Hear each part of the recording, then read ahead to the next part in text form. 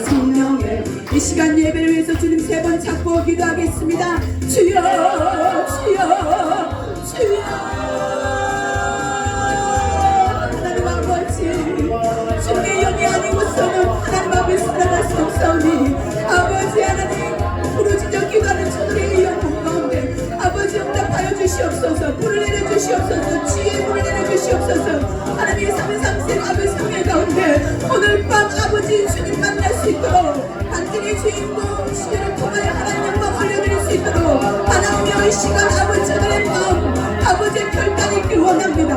오늘 나의 하나님을 만나길 원합니다. 우리 가운데 구하시는 그 하나님, 나의 하나님으로 만날 수 있는 귀한 시간 될 수 있도록 아버지 역사하여 주시옵소서. 성령의 능력으로 그 많은 교회 아버지, 그 많은 교회 그 부흥을 통하여 성장을 이루어가는 교회 하나님이 찾으시는 성령의 사랑 아버지 하나님 첫사랑 회복되고 이 시간의 신앙에서 열심히 있는 신앙으로 하나님 여러가지 세상 환경 가운데 어렵지만 아버지 하나님 세상과 구별하여 아버지 하나님 뜻 가운데 나가며 믿음을 지키며 기도한 말씀을 통하여 하나님의 뜻대로 살아가고자 하는 그 교회 가운데 하나님 함께 하시며 칭찬하며 이 마지막 때에 아버지 그런 교회를 기뻐하시는 주님, 그런 교회 가운데 하나님 칭찬하며 그런 교회 가운데 성령의 임재가 강력하게 임하며 멸류관의 선물과 아버지 하나님의 귀한 선물 받아들일 수 있는 아버지 하나님 그런 교회가 될 수 있도록 붙잡아 주시고 오늘도 아버지 이렇게 아버지 입술로 고백하는 저들의 기도 가운데 함께하여 주시옵소서. 하나님 뜨겁게 찬양하며 주님께 나가길 원합니다. 아버지 저들이 그동안 따가는 영혼 한 사람도 없도록 나는 죽고 예수로 살아갈 수 있는 나의 모든 걸 내려놓고 주님이 말씀하시며 주님이 말씀하신 대로 아버지 걸어갈 수 있는 순종할 수 있는 저들이 될 수 있도록 하나님이여 내 것을 내려놓고 주님의 말씀을 들을 수 있도록 주의 은혜의 시간 될 수 있도록 축복하여 주시옵소서. 온천한 만방을 다니면서 복음의 불이 아버지 입술을 통하여 토하며 아버지 복음을 전하며 나아갈 수 있도록 주여 도와주시옵소서. 사랑과 은혜가 충만하신 하나님 아버지, 뜨겁게 찬양하며 주님께 나아가게 하심을 감사드립니다. 이 시간 우리의 기도를 들으시고 하늘문을 여시고 응답하여 주시옵소서. 성령의 불로 우리의 심령을 새롭게 하여 주시고 굳어진 마음을 부드럽게 만져주시며 이 부흥의 가운데 강사 목사님을 통하여 더욱더 성령의 능력이 더해가는 귀한 시간 될 수 있도록 말씀이 살아 역사하고 운동력이 있어 자유의 날선 검 같은 말씀을 통하여 수술함 받을 수 있도록 주여 인도하여 주시옵소서. 이 시간 믿음으로 결단하길 원합니다. 성도들의 심령이 변화되어 더욱더 하나님의 기뻐하는 온전한 뜻 가운데 치유와 회복과 놀라운 하나님의 은혜 주인공들이 다 될 수 있도록 하나님 역사하여 주시옵소서. 믿음으로 살아가는 인생의 가치가 변화되는 은혜가 허락하여 주심을 믿고 또 구하며 나아가는 저들의 그 마음이 흔들리지 않고 경과 믿음이 뿌리가 내릴 수 있는 귀한 예배가 될 수 있도록 마음의 문을 열고 옥토가 되게 축복하여 주시옵소서. 함께 하심을 감사드리며 우리를 죄에서 구원하신 예수님의 이름으로 기도드립니다. 아멘. 이 시간 우리에게 주시는 하나님의 말씀은 요한복음 2장 1절에서 10절까지 말씀입니다. 요한복음 2장 1절에서 10절까지 말씀입니다. 가지고 있는 성경 144페이지에 있습니다. 함께 한 목소리로 봉독하겠습니다.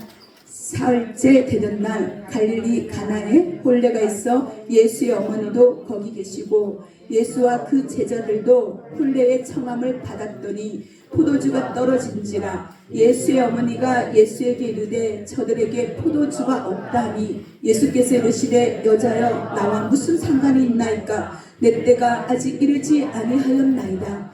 그의 어머니가 하인들에게 이르되 너희에게 무슨 말씀을 하시든지 그대로 하라 하시니라. 거기에 유대인의 정결 예식을 따라 두세 소통 드는 돌 항아리 6이 놓였는지라. 예수께서 그들에게 이르시되 항아리에 물을 채우라 하신즉 아기까지 채우니 이제는 떠서 연회장에게 갖다 주라 하심에 갖다 주었더니 연회장은 물로 된 포도주를 맛보고도 어디서 났는지 알지 못하되 물도온 하인들은 알더라. 연회장이 신랑을 불러 말하되 사람마다 먼저 좋은 포도주를 내고 시한 후에 낮은 것을 내거든 그대는 지금까지 좋은 포도주를 두었도다 하니라. 아멘. 예.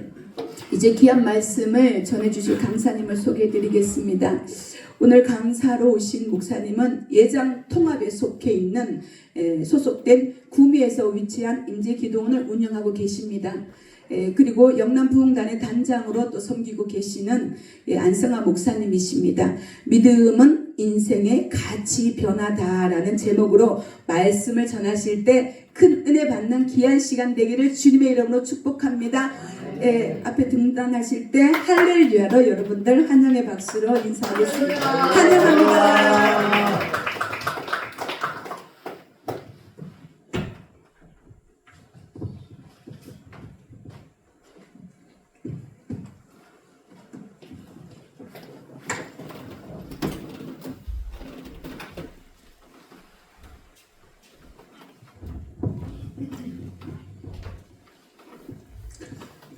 오후에 참석하신 분들 기도 받으실 때 많이 아프셨죠?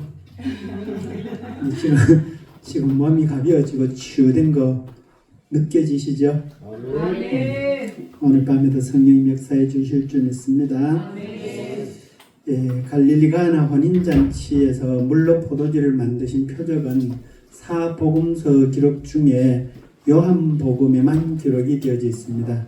요한은 이 표적을 예수님이 행하신 첫 번째 표적이라고 소개하고 있는데 우리는 뭐 첫 번째든지 열 번째든지 별 의미가 없어요. 그냥 읽고 지나가는데 요한은 특별히 이 표적이 첫 번째 표적이라고 강조하고 있는데 그 이유는 예수님 당시의 결혼식은 일주일씩 걸리는 큰 연회였는데 연회 도중에 포도주가 떨어졌다는 거예요. 그래서 결혼식의 흥을 돋구는데 필요한 포도주는 잔치의 생명과 같은 중요한 음식이기 때문에 포도주가 떨어졌다고 하는 것은 신랑 신부의 행복이 부끄러움으로 시작하게 되는 거고 잔치에 흥이 끼어지게 되고 양가 가정에는 부끄러움을 남기는 것이 되지요. 여기에 가나 혼인잔치에 요한복음의 첫 표적으로 소개한 이유가 있는데 먼저 포도주가 떨어진 잔치집은 생명력이 없이 단지 종교 생활의 습관이 되어져 있었던 그 당시에 그리스도인들을 상징하고 있다. 요한은 이 표적을 통해서 형식적인 신앙생활에 매여있는 기독교인들의 잘못된 믿음을 지적하려고 하고 있습니다.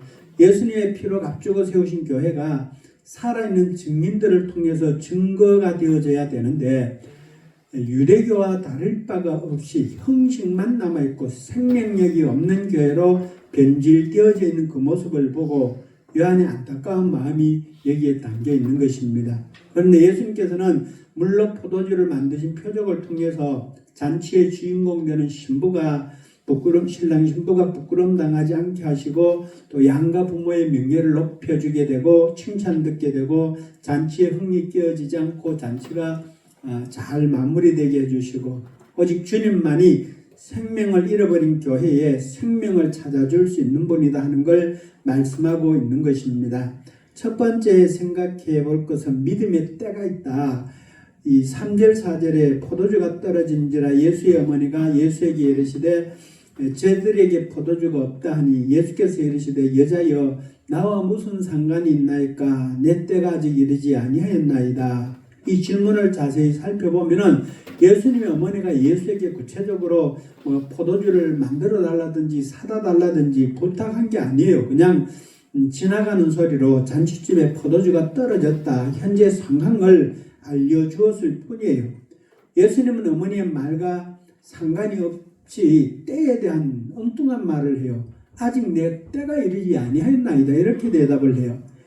예수님이 사람으로 태어나시기 위해서 마리아의 태를 빌려서 태어났지만은 예수님은 여전히 하나님의 아들이셨고 지금까지는 마리아의 아들로 순종하고 살아왔지만은 이제부터는 하나님의 아들로 독생자로 공생의 사명을 감당해야 될 시작할 때가 되었다. 그 말이거든요. 근데 아직은 하나님의 사명을 감당할 그때가 이르지 않았다고 예수님은 어머니에게 말을 해요. 근데 예수님의 말씀을 듣고 난 어머님 마리아가 예수님이 하나님의 아들로 받아들여야 될 때가 된 것을 깨닫고 단지 포도주가 없다고 상황을 말하던 마리아가 하인들을 향해서 5절에 이렇게 말합니다. 그의 어머니가 하인들에게 이르되 너희에게 무슨 말씀을 하시든지 그대로 하라 하니라. 예수님 말씀에 전적으로 순종하라고 하인들에게 명령할 때 이제 마리아의 고백을 통해서 예수님의 때가 공생애가 시작되는 하나님의 아들로서 살기 시작되는 때가 바꾸어지게 됩니다. 그래서 마리아가 예수님을 하나님의 아들로 인정하고 있는 것입니다. 그때부터 예수님이 하나님의 아들로서 일하시는 것이 본격적으로 시작이 됩니다. 사람들에게 예수님을 믿고 구원받으라고 전도를 하면은 아직은 예수 믿을 때가 아니라고 말해요. 세상 오락을 좀 더 즐기고 돈 좀 더 벌어놓고 자녀들 공부시키고 결혼시켜 놓고 자기가 하고 싶은 일 다 하고 나서 늙고 병들어 쓸모없을 때, 할 일이 없을 때 그때 가서 예수 믿어보겠다고 말해요. 근데 예수님은 지금이 은혜 받을 때고 지금이 구원 받을 날이라고 말씀하셔요. 고린도 후서 6장 2절에 내가 은혜 베풀 때 너희에게 듣고 구원의 날에 너를 도왔다 하셨으니 보라 지금은 은혜 받을 만한 때요 보라 지금은 구원의 날이로다. 잔치의 주인공인 신랑 신부가 포도주가 모자라는 것을 알지 못하고 있었다는 거예요. 많은 병자들이 자기 몸에 심각한 질병이 있는 걸 모르고 자신이 죽어가고 있는 걸 모르고 살아가요. 치료할 때를 놓치면은 간단하게 수술로 고칠 수 있는 그 기회를 놓치고 후회하게 되는데 제가 이렇게 몸에 손 얹고 기도하면 하나님이 이 의사는 40% 50% 나빠져야 아픈 걸 찾아내는데 하나님 5% 10%만 나빠져도 그걸 가르쳐 주셔요. 그래서 간혹 이제 자기 신장이 나쁘거나 간이 나쁘거나 폐 기능이 나쁘거나 10% 20% 정도 나빠져 있는데 본인은 전혀 모르고 살고 있는 분들이 있어요. 가슴에 모르게 생겨 있는데도 모르고 살아요. 제가 2006년도에 4월달인가 그런데 조금만 매운 음식을 먹으면 배탈이 나서 바로 화장실 가야 돼요. 너무 심해서 병원에 가서 대장 내시경을 했는데 요만한 용종이 3개가 나왔어요. 한 개는 2cm고 한 개는 1cm인데 여기 작아가지고 이 칼로 이게 올가미 칼로 이렇게가 당기는 거 잘라지는데 여기 작아가지고 미끄러지고 안 걸리니까 여기다가 주사바늘 꼽아가 물을 싸가지고 동그랗게 더 크게 만들어가지고 제가 수면 아니고 그냥 보면서 했거든요. 그러니까 더 크게 만들어가지고 철사로 해가지고 딱 당기니까 잘라지는데 이걸 기계로 끄집어내가지고 손가락만한 알코올병에다가 하나하나 따로 넣어가지고 정밀 검사를 받아봐야 된대요.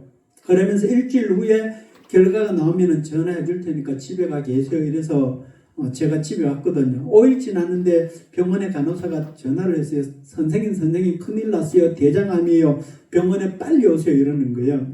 그래서 병원에 갔더니만은 그 내시경 할 때 찍었는 사진을 CD에 담아주면서 대학병원 큰 병원에 가서 확인을 해보세요. 이러시더라고요. 그래서 그때 강원도 도계 살았는데 원주기독병원이 제일 가까운데 제일 큰 대학병원이어서 원주기독병원에 가서 다시 내시경을 대장 내시경을 하고 했는데 이제 의사가 대장암이기는 한데 용종 큰 용종 안에만 암세포가 발견됐고 다시 내시경을 했는데 대장 안에는 깨끗하대요.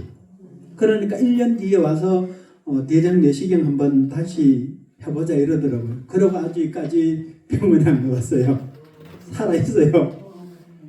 근데 이제 4월달쯤 됐는데 그때 이제 1월달 첫 주부터 40일 동안 거기는 이제 직장 다니는 사람들이 많아가지고 새벽 예배를 안 하고 저녁에 7시에 모여서 저녁마다 기도회를 했는데 40일 다 돼 가는데 기침이 나서 설교를 못 하겠는 거예요. 말 한마디 하려면 기침이 2번, 3번 하면 말 한마디 하는데 그래서 뭐 문제가 있다 싶어서 이제 병원에 가서 CT를 찍었는데 의사가 보더니만 모르겠대요.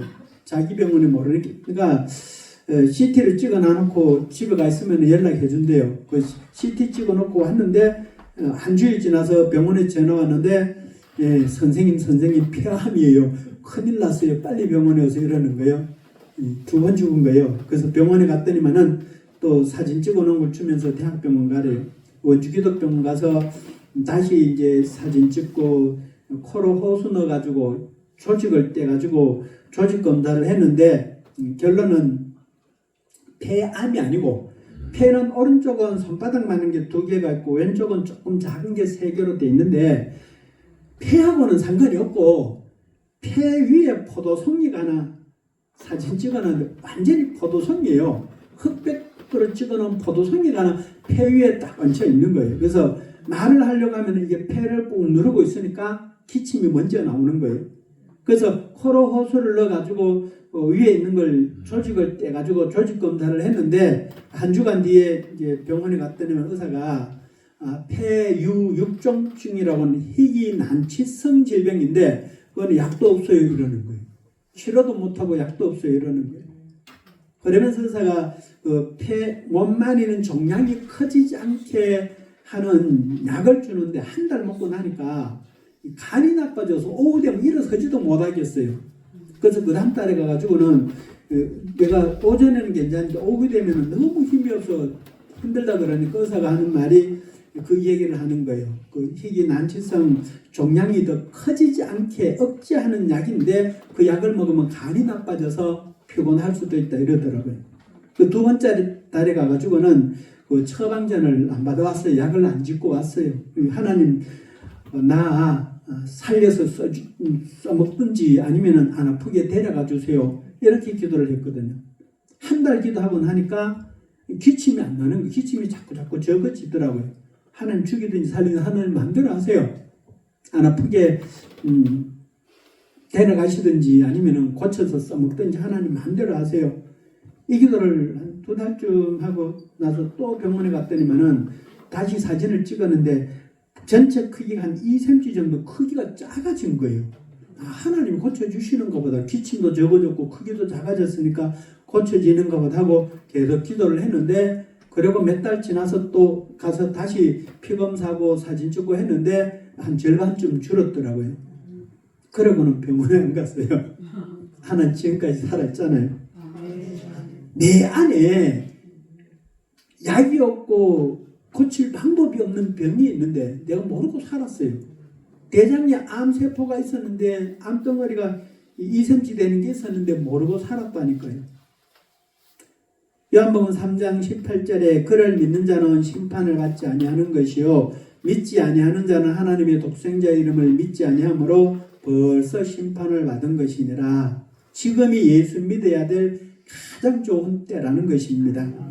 그리고 예수님께 2번째는 순종의 때가 있는데 마리아가 예수님을 하나님의 아들로 받아들이고 하인들을 향해서 예수님 말씀에 순종하라고 명령할 때 예수님 하인들에게 2가지 명령을 내려요. 첫 번째 명령은 항아리에 물을 채우라는 것입니다. 7절에 예수께서 그들에게 이르시되 항아리에 물을 채우라 하신즉 아기까지 채우니 6절에 나오는 돌 항아리 용도는 유대인들의 율법에 따라 식사 전이나 식사 후에 외출해서 돌아왔을 때 손과 발을 씻는 이 흙먼지결을 샌들 신고 슬리퍼 신고 다녔으니까 흙먼지를 씻는 의식이 있어요. 우리는 숟가락으로 젓가락으로 밥 먹지만은 그쪽 사람들은 맨손으로 먹잖아요. 그래서 손을 씻어야 되는 거예요.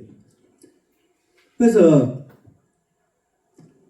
물이 미리 준비해야 되고 물이 귀한 곳이기 때문에 돌 항아리에 물을 항상 미리 준비해 둬야 되기 때문에 가족이 많거나 잔치를 하는 손님이 많이 오는 집에는 여러 개의 물 항아리가 필요하다는. 그래서 돌 항아리 그 당시에도 흔한 것이 아니기 때문에 집집마다 없어요. 몇 집 건너 한 마을에 몇 개밖에 없어요. 그러니까 잔치하려면은 이 집 저 집 거 빌려와 가지고 해야 되는데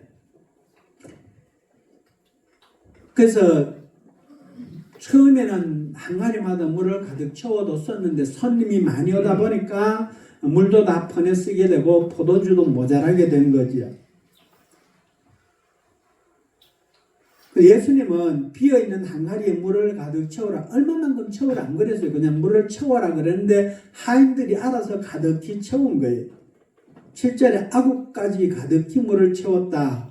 여기 한 가지 의문이 생기는 것은 돌 항아리의 용도는 손과 발을 씻는 물을 준비해 두는데 사용하는 그릇이지 포도주를 담는 데 사용하는 그릇이 아니라는 거죠. 누가복음 5장 38절에 예수님이 비유를 말씀하실 때 새 포도주는 새 부대에 담아야 한다고 말씀하셨어요.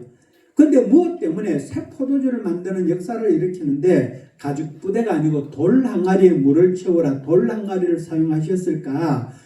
예수님께서 전통과 형식의 그릇인 가죽 부대가 아니라 예수님 자신이 개발한 자신이 생각한 새로운 그릇인 은혜와 진리를 통해서 우리 삶을 새롭게 하기를 우리 믿음을 새롭게 하기를 원하셨다는 것입니다. 예수님 명령 앞에 하인들은 묵묵히 순종을 해요. 이것은 누구나 마음만 먹으면 쉽게 순종할 수 있는 일이라는 거죠. 그런데 잔치집에 포도주가 모자라는 것하고 항아리에 물 채우는 것하고 아무런 연관이 없는 것처럼 보여요. 그래서 이성적으로 머리가 돌아가고 지혜로운 사람이 생각한다면 쉬운 일이지만 쉬운 게 아니에요. 그런데 하인들은 아무 이의를 달지 않고 순종을 해요. 두 번째 명령은 물을 연회장에게 갖다 주라는 거죠. 8절에 이제는 떠서 연회장에게 갖다 주라 하시매 갖다 주었더니 하인들은 예수님 명령대로 물을 떠다가 연회장에게 갖다 줬어요. 하인들의 순종으로 물이 포도주로 변하는 기적이 일어나는데 예수님 말씀이면 무조건 순종할 때 하인들의 순종이 오늘 우리에게도 있어야 기적이 일어난다는 거죠. 성경 구절 100개 500개 달달려도 기적이 안 일어나요. 언제 기적이 일어나요? 한 구절 한 단어를 붙잡고 하나님 이 말씀이 나한테 이루어지게 해주세요 하고 기도해서 그 말씀대로 내가 행동했을 때 기적이 일어나는 거예요. 9절에 연회장은 물로 된 포도주를 맛보고도 어디서 났는지 알지 못하되 물 떠온 하인들은 알더라. 하인들은 예수님 명령대로 순종해서 물이 포도주로 변하는 기적을 직접 체험을 했지만은 결혼잔치의 총 책임자였던 연회장은 포도주가 어디서 나왔는지 알지 못하였더라. 하나님을 경험하는 데는 세상의 지위나 학식이나 책임이나 장로, 권사, 직분이 아무 상관이 없다는 거예요. 그래서 연회장이 신랑을 불러서 10절에 말하되 사람마다 먼저 좋은 포도주를 내고 취한 후에 낮은 것을 내거늘 그대는 지금까지 좋은 포도주를 두었도다. 연회장이 하는 말에서 세상이 주는 기쁨은 질이 품질이 어떠한 것인가를 알 수 있는데 세상 사람들은 처음에는 좋은 포도주를 내놓다가 나중에 술이 좀 취하면 질이 낮은 포도주를 내놓는다는 거죠. 그래서 이처럼 세상이 주는 기쁨은 처음에는 최고로 좋은 걸 주는 것 같지만은 시간이 지나면은 그렇지 않다는 걸 알게 돼요. 그래서 또 새 거, 또 다른 거, 더 좋은 거, 더 좋은 거 계속 찾게 되는 거거든요. 1993년도에 한국에 컴퓨터가 들어왔는데 386 도스 컴퓨터가 들어왔어요. 그때는 이렇게 들어가려면은 영어로 글씨를 써가지고 엔터 치면 한 칸 들어가고 엔터 치면 한 칸 들어가고 이랬어요. 예. 그 봉하 우체국에서 도스 컴퓨터를 2달 동안 매주 목요일 날 무료로 가르쳐 준대요. 그래서 교회 다니는 청년 하나하고 청년을 하나 데리고 제가 2달 동안 목요일마다 가서 2달 동안 배웠어요. 이 컴퓨터를 배우고 나니까 사고 싶더라고. 집에 없으니까. 그래서 저 사람을 졸라서 컴퓨터를 사는데 120만 주고 샀어요. 그 당시에 한 달에 교회에서 생활비 70만 원, 80만 원 받았는데 120만 원 주고 컴퓨터를 샀어요. 근데 한 번 사면 한 10년쯤 쓸 줄 알았는데 한 해가 지나고 나니까 486 윈도우 컴퓨터가 나오는데 그림으로 되는데 그냥 마우스로 눌리기만 하면 막 척척척 들어가는 거예요. 가격은 많이 내렸는데 더 편리하게 더 좋은 게 나온 거예요. 94년도에 핸드폰이 처음 나왔잖아요. 형님이 대구에서 개인 택시 하는데 어느 날 형님 차를 탔는데 이거 2개 되는 전화기가 걸려 있어요. 형님 그거 전화 되는 거예요? 장난감이야? 그러는 거. 그야 전화 된다 야 해봐라 이러더라고. 그 친구들한테 전화하니까 전화가 되는 거예요. 야 이거 신기하다 재밌다. 나도 그거 하나 사야 되겠다. 그래서 삼성 가가지고 그 폴더폰 73만 원 주고 이만한 걸 하나 샀거든요. 근데 배터리가 많은 거 두 개 또 예비 배터리까지 주잖아요. 배터리 많은 거 들고 다니면 충전 몇 시간 해놓으면은 6시간 되면은 배터리 다 가버려요. 통화를 안 해도. 근데 몇 달, 1년 지나고 나니까 핸드폰이 나오는데 조그마한 거에 접었다 폈다 하는 폴더폰이 나온 거예요. 근데 가격도 싸고 전화기도 예쁘고 그런 게 나오더라고요. 그래서 세상이 주는 거는 최고인 것 같은데 가전제품은 옛날에는 한 개 사면은 3년 그 옛날 그 텔레비전 광고나 그 전자제품 광고에 한 번의 선택이 10년을 간다 그랬잖아요. 처음에는 이제 하나 사면은 10년을 썼는데 요즘에는 1년도 안 가요. 핸드폰이 1년마다 자꾸 밖에 나오잖아요. 컴퓨터도 그렇고 핸드폰도 그렇고 자동차도 그렇고 한 해 바뀌면은 새 걸로 계속 만들어내요. 제일 좋다고 샀는데 한 해 지나면 중고고 흠고고 더 기능이 좋은 더 좋은 게 나와버리잖아요. 그 세상이 주는 기쁨은 온전한 기쁨이 아니고 예수님이 우리에게 주시는 기쁨은 변하지 않고 날이 갈수록 더 기쁘고 더 기쁘고 더 기쁘고 더 기쁜 그런 은혜를 주신다는 거죠. 나중에 천국 가면 우리가 더 큰 기쁨을 누리고 살게 될 것입니다. 11절에 예수께서 이 첫 표적을 갈릴리 가나에서 행하여 그의 영광을 나타내심에 제자들이 그를 믿으니라. 제자들이 표적을 보고 예수를 믿었다고 증거하고 있는데 기적을 보고 놀라는 수준의 믿음을 가지기는 했지만은 아직 구원에 이르는 믿음에 이르지 못했고 예수님이 하나님의 아들이라고 믿는 그 믿음에 이르지 못했고 예수님 자신이 하나님이라고 하는 믿음 그 믿음을 가지지 못했어요. 그러나 예수님은 기적을 일으키는 분이다 하는 걸 믿게 됐다는 거죠. 물이 얼음으로 물이 냉동실에 넣으면 얼음이 되잖아요. 이거는 물리적인 변화예요. 냉장고에 있는 거 따뜻한데 내다 놓으면은 얼음이 녹으면 다시 물로 되돌아가 버려요. 제자들이 그랬거든요. 예수님하고 같이 지낼 때 은혜 받았을 때 충만했을 때는 자기 목숨을 내놓을 만큼 예수님 죽는 데까지 따라가겠습니다. 예수님 절대로 안 버리겠습니다. 그랬는데 예수님이 어려움 당하니까 나는 예수님 모른다고 3번 부인하고 도망가 버리잖아요. 오늘 우리도 예수님 이렇게 영접할 수 있어요. 붕괴나 수련회 같은 집회 분위기에 감정적으로 은혜 받았을 때 뭔가 할 수 있을 것처럼 고백하다가 환경과 조건이 바뀌면 믿음이 사라져 버려가지고 작정해 놔놓고 잊어버리고 안 하잖아요. 어떤 사람은 병이 낫고 싶어서 예수 믿다가 교회 왔다가 병이 나으면 망설임 없이 교회를 떠나요. 제가 기도해서 병 나신 분이 몇 달 지나니까 교회를 안 다니더라. 그런 분들도 있더라고요. 감정에 의존하지 않은 완전한 변화가 필요한데 물이 포도주로 변하는 것은 화학적인 변화가 필요한 거예요. 물이 포도주로 변하는 것은 현대 과학으로도 할 수 없는 변화인데 예수님을 믿는다고 하는 것은 물리적인 변화를 넘어서 화학적인 변화가 일어나야 된다.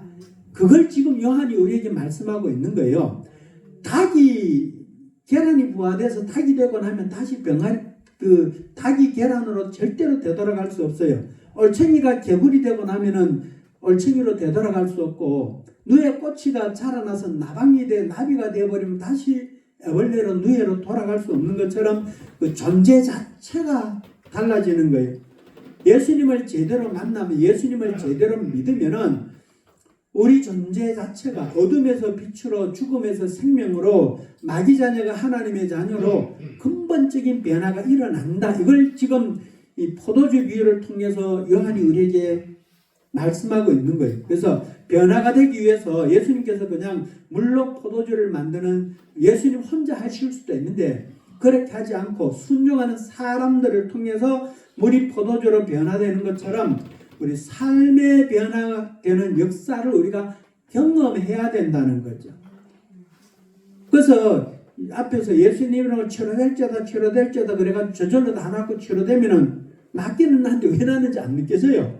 근데 아프게 눌러가지고 만졌는데 만질 때는 아팠는데 조금 있다 보니까 가볍고 치료가 됐고 나은 걸 느끼잖아요. 그 과정을 통해 가지고 경험을 통해 가지고 하나님 역사하신 걸 몸으로 경험했잖아요. 그래서 오늘 우리 인생이 믿음과 순종을 통해서 맹물 같은 인생이 포도주같이 향기롭고 달콤한 인생으로 변화되어져야 된다. 요한이 이 말씀을 하고 있는 거예요. 생수가 한 병 얼마? 요거는 뭐 500원도 안 해요. 작은 거는. 근데 요게 한 500년 된 포도주 같으면 얼마 할 거예요? 최고 와인 같으면 얼마 할 거예요? 요만해도 몇 천만 원 해요. 가치 차이가 그만큼 변화가 된다는 거예요. 생수같이 밋밋한 맛없는 우리 인생이 예수를 만나서 하나님의 자녀로 거듭나는 화학적인 변화가 일어나면은 가치를 돈으로 계산할 수 없을 만큼 귀한 것이 되는 거예요. 하나님은 구원받은 한 영혼의 가치를 천하보다 귀하다고 말씀하시는데 마귀 자녀로 죄의 종으로 살았던 사람이 하나님의 자녀로 변화되는 기적이 일어나는 방법은 예수님 말씀에 순종할 때 일어났다는 거죠. 예수님 말씀에 순종과 믿음으로 살아갈 때 오늘 우리 인생에도 이런 변화가 일어난다는 것입니다. 세 번째로는 회복하는 때가 있는데 13절부터 16절 말씀에 보면은 유대인의 유월절이 가까운지라 예수께서 예루살렘으로 올라가셨더니 성전 안에서 소와 양과 비둘기 파는 사람들과 돈 바꾸는 사람들이 앉아 있는 걸 보시고 노끈으로 채찍을 만드사 양이나 소를 다 성전에서 내쫓으시고 돈 바꾸는 사람들의 돈을 쏟으시며 상을 높이시고 비둘기 파는 사람들에게 이르시되 이것을 여기서 가져가라. 내 아버지의 집으로 장사는 집을 만들지 말라 하시니 아멘. 요한은 그 당시에 초대교회가 의식과 형식은 있는데 증거가 없는 형식적인 교회로 변질되어져 가는 모습을 보면서 예수님께서 채찍을 들어서 성전을 깨끗게 하셨던 그 예를 들어서 교회를 꾸준하고 있는 거예요. 예수님 당시에 세계 각국에 흩어져 있던 이스라엘 사람들이 디아스포라들이 평생 소원은 죽기 전에 예루살렘 성전에 올라가서 번제 한번 드리는 것, 절기 제사에 참석하는 거예요. 그런데 먼 곳에서 흠이 없는 짐승을 끌고 와서 예루살렘에 2달, 3달 걸어와서 제사를 드리려면은 그게 현실적으로 불가능한 거예요. 예루살렘에서 흠 없는, 그래서 이제 하나님 기도했을 때 하나님께서 거리가 먼데 있는 사람들은 자기 집에서 번제 드릴, 제물로 드릴 송아지나 양이나 염소나 비둘기를 그 동네에서 팔아가지고 그 돈을 가지고 예루살렘에 와서 예루살렘 가까이에서 제물로 드릴 똑같은 가치 그 돈을 들여서 짐승을 사서 번제를 드려라 그랬거든요. 그래서 사람들이 외부에서 온 사람들이 처음에는 예루살렘 성 안에 가까운 데는 양이나 염소를 사서 제물로 드렸는데 이제 거기에 제사장들이 이득권이 기득권이 생긴 거예요. 그래서 모든 짐승은 제물로 드리는 짐승은 제사장이 검사를 해야 돼요. 흠이 없는가, 다리 절지는 않는가, 뭐 눈이 다 있나, 다리가 다 있나, 그걸 검사를 하고 나서 제사장이 합격시켜줘야 제물이 되거든요. 그래서 먼 데서 몇십 리, 몇백 리 밖에서 며칠 동안 걸어오면 발톱이 빠지거나 뭐 긁혀서 상처가 생기거나 하면 제물로 못 쓰니까 그래서 가까운 데서 사서 제사를 드리도록 하라게 되었는데 이것을 이용해서 대제사장이 또 집권자들이 처음에는 시장에서 팔았는데 자꾸 성전 가까이 오다 보니까 성전 마당 안에까지 짐승을 끌고 들어 파는 거예요. 그 짐승을 팔아가지고 이제 더 비싸게 받아가지고 제사장에게 좀 뇌물을 주고 이득을 보는 거죠. 그래서 돈으로 예물을 드릴 때는 로마 황제 얼굴이 새겨져 있는 로마 주화를 사용하지 못하게 하고 성전 안에서 사용하는 돈으로 바꿔주면서 높은 환율로 풍류를 취하게 되고 예수님이 이런 모습을 보고 분노하셔요. 17절에 제자들이 성경 말씀에 주의 전을 삼하는 열심히 나를 삼키리라 한 것을 기억하더라. 헬라어로 열심이라고 하는 단어는 물이 끓는다고 하는 말에서 유래된 건데 예수님 안에 있던 하나님을 향한 사랑이 끊어져 넘치는 분노로 나타났다는 것을 표현하는 말이에요. 근데 유대인들은 너가 무엇인데 하나님 일을 좀 더 편하게 사람들이 먼 데서 와가지고 재물을 더 쉽게 사가지고 제사 드릴 수 있도록 우리가 도와주는데 네가 왜 방해하냐? 네 무슨 자격으로 방해하냐? 18절에 이에 유대인들의 대답하여 예수께 말하기를 너가 이런 일을 행하니 무슨 표적을 우리에게 보여주겠느냐? 무슨 자격으로 상을 얻고 짐승을 쫓아내느냐 물은 거예요.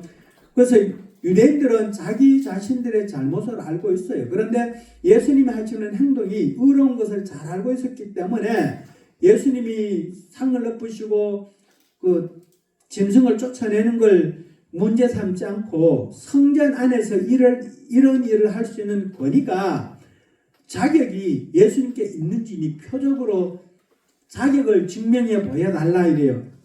자신들의 죄는 회개하고 뉘우치기보다는 예수님이 성전에서 그런 일을 할 수 있는 자격을 따지고 있는 거예요. 예수님이 19절에 이렇게 대답을 하셔요. 예수께서 대답하여 이르시되 너희가 이 성전을 헐라 내가 사흘 동안에 일으키리라. 여기서 예수님이 말씀하시는 성전은 46년 동안 건축한 예루살렘 성전이 아니고 성육신하신 자기 몸을 성전으로 말하고 있는 거예요. 그래서 자기 몸을 십자가에 못 박혀서 사흘 만에 부활해서 일어날 것을 예언하는 말씀인데 이 시간 우리 믿음은 물리적으로 변화가 된 믿음인가 아니면 화학적인 변화가 된 믿음인가? 우리의 때는 지금까지는 물이 얼음으로 변화됐다 녹았다가 얼었다가 녹았다가 그 믿음으로 우리가 20년 30년 예수 믿고 살아왔으면은 예수를 제대로 믿으면은 요한복음 14장 12절 어떻게 된다고요? 나를 믿는 자는 내가 하는 일을 그도 할 것이요 그랬는데 예수를 제대로 믿으면 예수님이 하신 일을 우리가 예수님처럼 귀신도 쫓아내고 병도 고치고 복음을 전하고 그게 예수를 제대로 믿고 있는 거라는 거죠.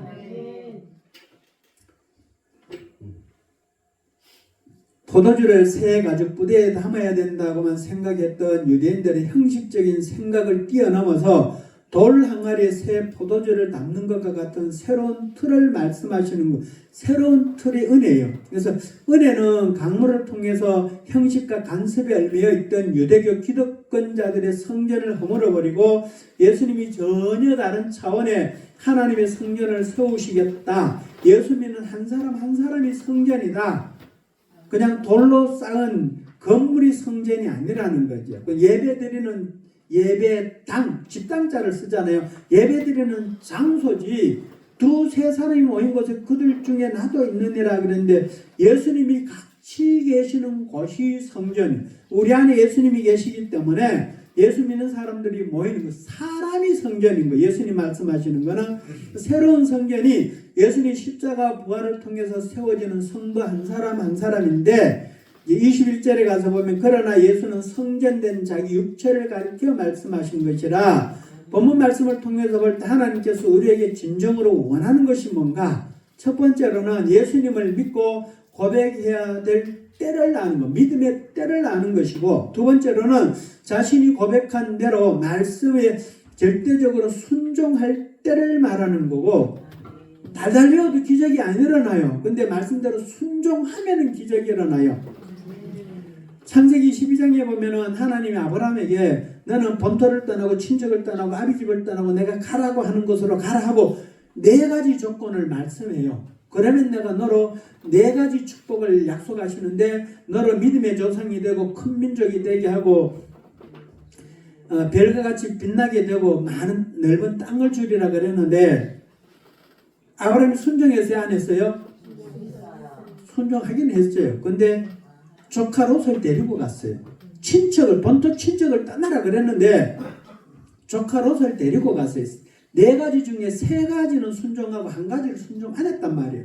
그 가나안 땅에 하나님이 가러 가는 땅에 도착했는데 흉년이 들고 가뭄이 들어가 먹고 살기가 어려워요. 먹고 살려고 남방으로 가다 애국까지 내려가가지고 자기 아내를 팔아먹고 부끄러움 당하고 나서 정신 차리고 베델로 올라오면서 이제 소돔 고모라 성의 조카 롯을 떠나보내고 나서, 그러고 나서 이제 하나님이 아브라함에게 복을 주기 시작하는데, 75세에 고향을 떠나왔는데 85세에 인간적인 방법으로 이스마엘을 낳잖아요. 하나님은 사라의 태에서 아들 준다고 했는데, 사라와 아브라함이 생각하기에는 나이가 많아서 인간적인 방법으로 12번 생각해봐도 아이를 낳을 수 없잖아요. 그러니까 인간적인 방법으로 젊은 첩을 종을 하가를 첩으로 들여서 아들을 낳았는데, 그것 때문에 지금도 중동하고 미국하고 이스라엘하고 싸우고 있잖아요. 그래서 우리는 말씀에 순종해야 기적이 일어나는, 순종해야 될 때고, 세 번째로는 예수님의 구원과 회복의 역사를 깨닫는 자는 회복해야 된다. 우리가 예수님처럼, 예수 믿으면은 예수 믿기 전이나 예수 믿고 난 다음에나 어제나 오늘은 똑같이 생활하면 안 된다는 거예요. 예수 믿기 전에는 내 욕심대로, 내 고집대로, 내 마음대로, 내 경험대로 살아왔지만은 예수님 믿고 난 다음에, 예수님이 내 주인이 되고 난 다음에는 예수님 말씀대로 살려고 몸부림치면은 우리가 예수님처럼 성경에 기록되어진 기적들이 막 일어나는 거예요. 제가 은사가 임하고 나서 지금 15년째 사역하고 있는데, 사복음서에 기록되어지는 죽은 사람 살리는 것 말고 맹인도 눈이 뜨고요, 내성마비도 치료되고, 파킨슨도 치료되고, 암병도 치료되고, 중풍도 치료되고, 소아마비도 치료되고, 성경에 기록된 게 그대로 다 제가 한 거는 아니에요. 제가 안수할 때 하나님 역사하시니까 성경 말씀이 실제적으로 다 이루어지더라는 거예요. 그래서 제가 이것이 이루어졌으면 여러분들 통해서도 다 일어나야 된다, 그 말이에요. 고린도후서 6장 2절에 이르시되 내가 은혜 베풀 때 너희에게 듣고 구원의 날에 너를 도왔다 하셨으니 보라 지금은 은혜를 받을 만한 때요 보라 지금은 구원의 날이로다. 이 말씀에 거울에 자기 자신의 믿음을, 신앙을 비춰봐서 하나님 말씀하시는 성경에 기록되어지는 말씀하고 내가 지금 믿고 있는 믿음하고 얼마나 차이가 나는가, 똑같은가 하면 확인을 해보고, 하나님이 요구하시는, 하나님이 바라시는 그 믿음의 수준으로 살아가려고 몸부림치면은 우리가 생수 상태로 얼었다 녹았다가 아니고 포도주로 변해버리는 화학적인 변화가 일어나는, 그 변화가 우리에게 일어난다는 거예요. 그래서 예수님 이름으로 귀신 하나 나가면 나가고, 병이 치료되라면 병이 치료되고, 예수님 같은 아무 능력도 없이 그냥 성경만 읽고 있는 그 믿음은 얼었다 녹았다는 그 믿음이에요. 하나님이 바라시는 믿음은 포도주로 변하는 것. 예수님처럼 되어서 손 얹고 기도할 때 귀신이 떠나가고 병이 치료되는 그 믿음으로 살기를 바라신다는 거예요. 그래서 오늘 우리 예수 믿는다는 거는 성경책 들고 교회 다니고 주일 성수하고 예배시간 참석하고 11조 드리고 형편에 맞게 적당하게 봉사는 종교인으로 사는 것이 온전한 믿음이 아니라, 그 믿음은 믿음인데 온전한 믿음이 아니에요. 병든 믿음이에요. 하나님이 우리에게 요구하시는 믿음은 화학적인 변화가 일어나서 마귀 자녀가 하나님의 자녀가 되는 거고, 죄의 종이 의의 종으로 바뀌는 거고, 내가 순종하고 싶은 만큼, 이해되는 만큼, 유익이 되는 만큼, 하고 싶은 만큼, 믿는 만큼 믿는 믿음이 아니고, 여러분 교회에서 안 정해졌어요. 어떤 분은 주일 낮 예배만 참석하고, 어떤 분은 주일 오후 예배까지 참석하고, 어떤 분은 수요일 예배까지 참석하고, 어떤 분은 금요일까지 참석하고, 교회는 다니는데 새벽기도, 수요 예배, 주일 오후 예배 자기가 가고 싶은 만큼 가고, 하기 싫으면 안 하고, 힘들면 안 하고, 바쁘면 안 하고, 자기 기준으로 믿고 있다는 거죠.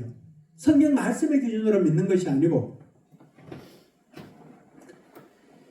물이 포도주로 변하고 가죽 부대가 돌 항아리로 바뀌는 그 변화를 통해서 물과 성령으로 거듭나는 변화가 일어나도록 순종하는 것이 믿음이다. 내가 하나님의 자녀가 되었다는 이 확신 가지고 사는 것이 예수를 제대로 믿는 거고, 하나님을 아버지라고 부르기는 하지만은 멀리 미국에 출장가 계시는 하나님, 태어나서 한 번도 뵌 적이 없는 아버지, 지금 나에게 아무런 도움도 안 되는 아버지, 막연하게 믿는 그 아버지가 아니고 성령 하나님 지금 요한복음 14장 16절 17절에 성령님이 내 안에 우리 속에 영원히 함께 계시겠다 그랬죠. 마태복음 28장 20절에 세상 끝날까지 너희와 함께 있으리라 그랬는데 그 성령님이 나와 함께 계시면은 날마다 경험이 되어져야 되는데 아무 상관이 없는 막연하게 믿는 그 믿음으로 살면 안 된다. 그래서 작은 신음에도 응답하시는 살아계신 하나님 아버지 이 안목사를 통해서 만나시고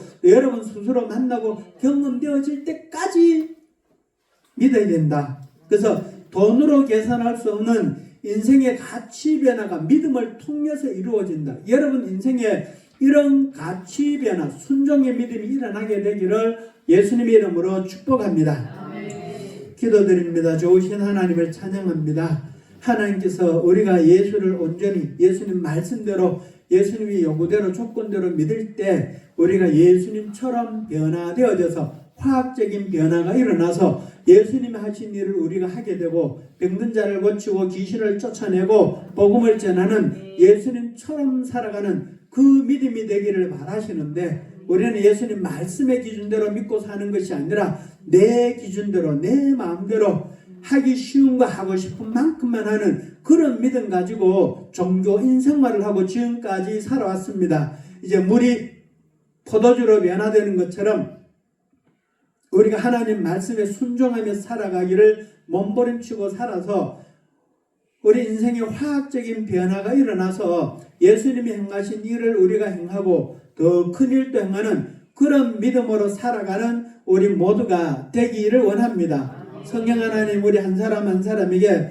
성령님의 능력을 부어주시고 은사를 부어주시고 건설을 부어주셔서 우리가 예수님처럼 행하는 화학적인 변화가 일어난 온전한 믿음으로 살아가기를 원합니다. 성령 하나님 역사여 주시고 이 밤도 은혜를 부어주시고 영광을 나타내시옵소서. 예수님 이름으로 기도드리옵나이다. 아멘. 191장 내가 매일 기쁘게 찬송 드리면서 준비하신 헌금 드리겠습니다.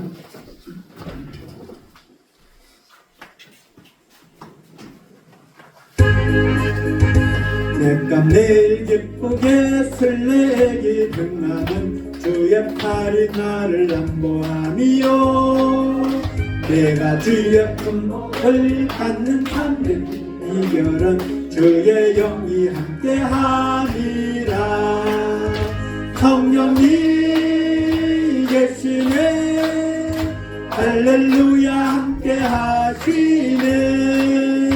좁은 길을 걸으며 밤낮 기뻐하는 것 주의 영이 함께함이라 전에 죄에 빠져서 평안함이 없을 때 예수 십자가의 공로 힘입어 그 발 아래 엎드려 참된 평화 얻으면 주의 영이 함께함이라 성령이 계시네 할렐루야 함께하시네 좁은 길을 걸으며 밤낮 기뻐하는 것 주의 영이 함께하니라 나와 동행하시고 모두 염려하시니 나는 숲의 새와 같이 기쁘다 내가 기쁜 마음으로 주의 뜻을 행하면 주의 영이 함께함이라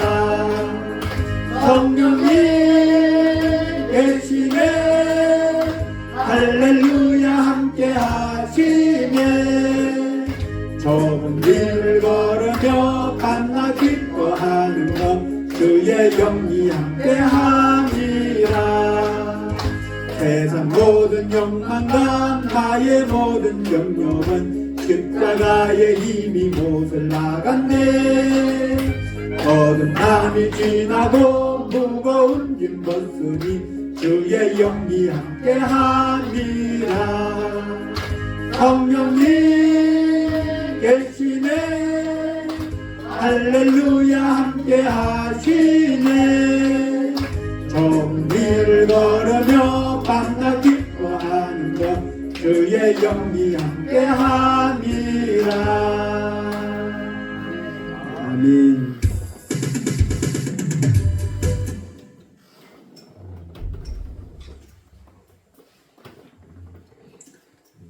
김애숙 성도님 감사함을 드렸습니다. 맑고 고운 목소리로 주님을 찬양할 수 있도록 성대격절 목의 양성무록 고쳐주옵소서. 김성숙 권사님, 최창원 지사님 감사합니다. 하나님 은혜의 사랑 감사해요. 나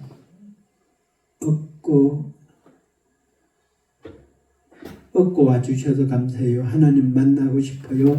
알고 싶어요. 하나님을 나를 내게 기쁜 소식 들려줘요. 내 눈을 열어줘요. 내 마음을 의지를 하나님 사랑을 유일한 내 전부가 되어줘요. 하나님 살려줘요. 내게 생명 오직 하나님께로 장설기 드렸습니다. 김성도 드렸습니다. 치유회복 역사가 함께 앞서서 이원목 안수지사님 드렸습니다.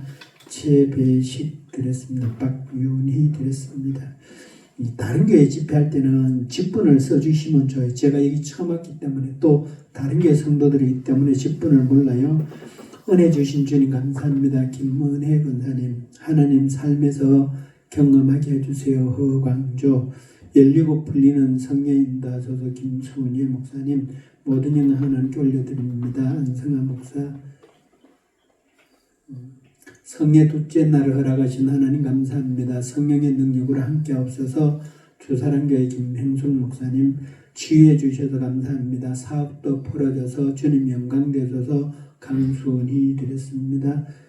최권 지사님 1000번째 44번째 영을 드렸습니다. 기도드립니다.